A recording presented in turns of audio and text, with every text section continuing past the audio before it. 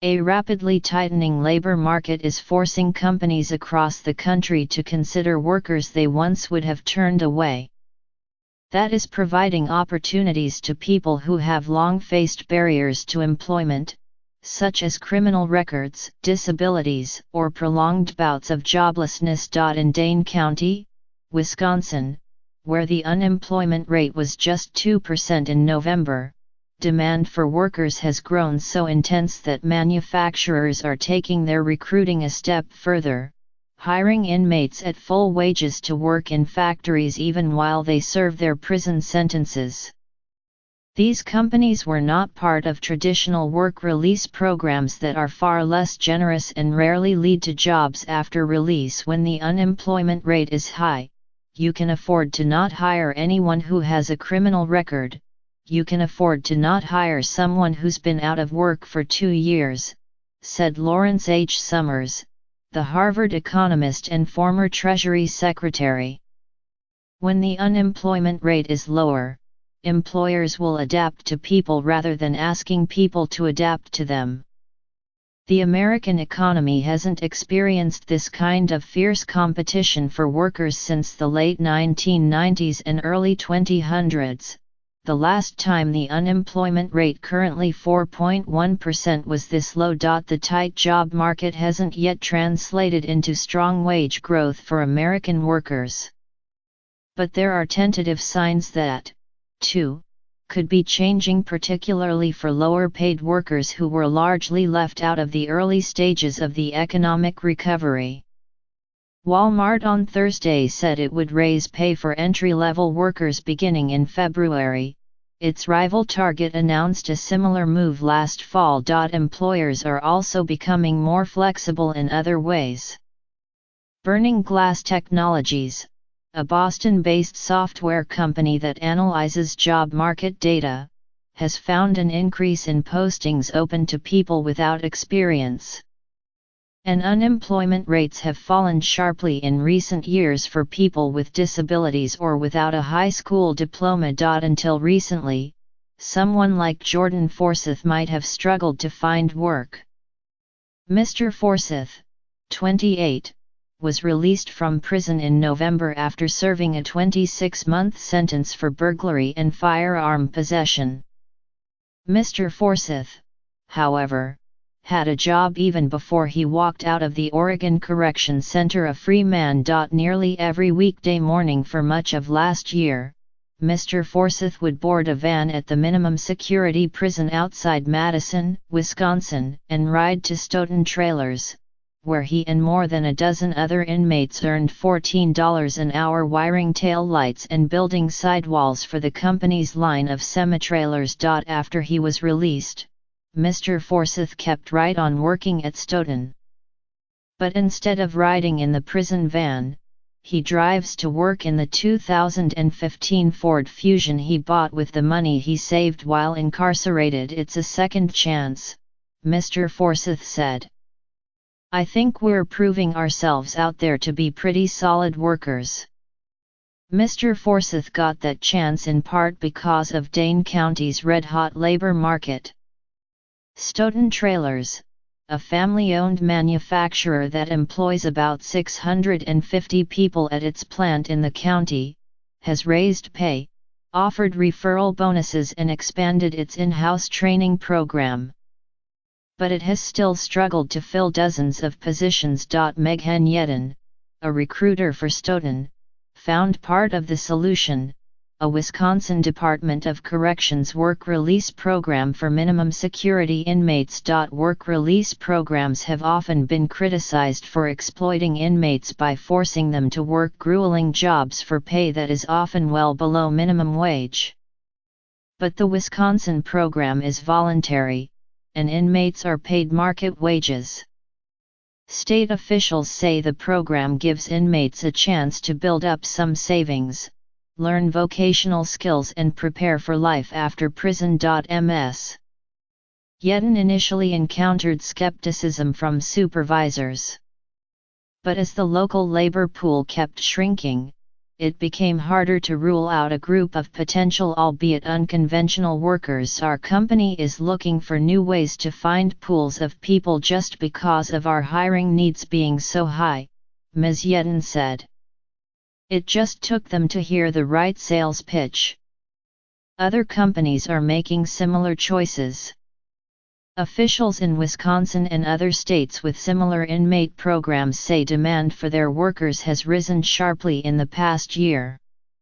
And while most companies may not be ready to turn to inmate labor, there are signs they are increasingly willing to consider candidates with criminal records, who have long faced trouble finding jobs. The government doesn't regularly collect data on employment for people with criminal records. But private sector sources suggest that companies have become more willing to consider hiring them. Data from Burning Glass showed that 7.9% of online job postings indicated that a criminal background check was required, down from 8.9% in 2014. Mike Wynn has seen the change in employer mindset firsthand. Mr. Wynn runs Emerge Community Development, a Minneapolis nonprofit that helps people with criminal records or other difficulties find jobs. In the past, Mr. Wynn said, companies saw working with Emerge mostly as a form of public relations. But with the unemployment rate in the Minneapolis area at 2.1%, companies have increasingly turned to Emerge as a source of labor. We see employers really knocking on the door of our organization in a way that we haven't seen in probably 20 years, Mr. Wynn said. As employers dip deeper into the pool of available labor, workers are coming off the economy's sidelines. The participation rate for what economists call prime age workers, those ages 25 to 54, hit a 7-year high in December. Employment gains have been especially strong for groups that often face discrimination. Unemployment for African Americans fell to 6.8% in November, the lowest rate on record. Amy Glazer, a senior vice president for Adecco, a staffing firm, said that especially during the recent holiday season, there was a surge in demand for warehouse workers, creating opportunities for people who might have struggled to find work earlier in the economic recovery. 2 years ago, Ms. Glazer said, companies required warehouse workers to have high school diplomas and experience with the scanners used to track merchandise. Now, increasingly, they require neither, she said. We've seen an extreme escalation in the past 12 months, Ms. Glazer said. If someone applies for a job and you don't get to them within 24 hours, that person will already have taken another job. Even during the strong economy that accompanied the housing boom of the mid-2000s, the unemployment rate never dropped below 4.4%. And the United States has never reached the point at which everyone who wanted a job could get one.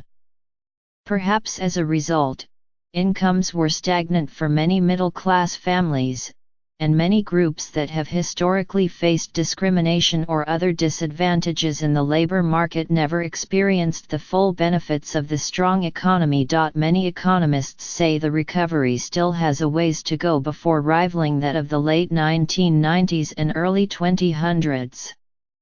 The unemployment rate has fallen nearly as far as it did in 2000, when it hit 3.8%. But millions of Americans still have part-time or temporary jobs, or are out of the labor force entirely. And parts of the country still bear the scars of the recession that officially ended nearly a decade ago. I think of the late 90s as having been a very healthy labor market, said Narayana Kocher Lakota, the former president of the Federal Reserve Bank of Minneapolis. When I look at the United States today, I think it has some room to grow in terms of achieving that kind of health. Still, household incomes have risen rapidly in the past 2 years, with the strongest gains coming for those in the poorest families. And there are signs that the tightening labor market is at last beginning to shift bargaining power from companies to workers. Ahu Yildirimaz, an economist who helps lead the research arm of the payroll processing company ADP, said her firm's data showed more people switching jobs, and getting bigger bumps in pay for doing so. For Mr. Forsyth, the job at Stoughton Trailers was an opportunity to save money and prove his value. He even earned the Employee of the Month award, although, because he was still incarcerated, he couldn't take advantage of the parking spot that came with it. Now, however, he is thinking bigger.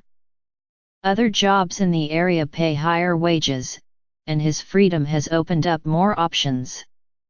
He has been talking to another local company, which is interested in training him to become an estimator, a salaried job that would pay more and offer room for advancement. They're saying they're willing to teach someone that wants to learn, Mr. Forsyth said. That'd be an actual career.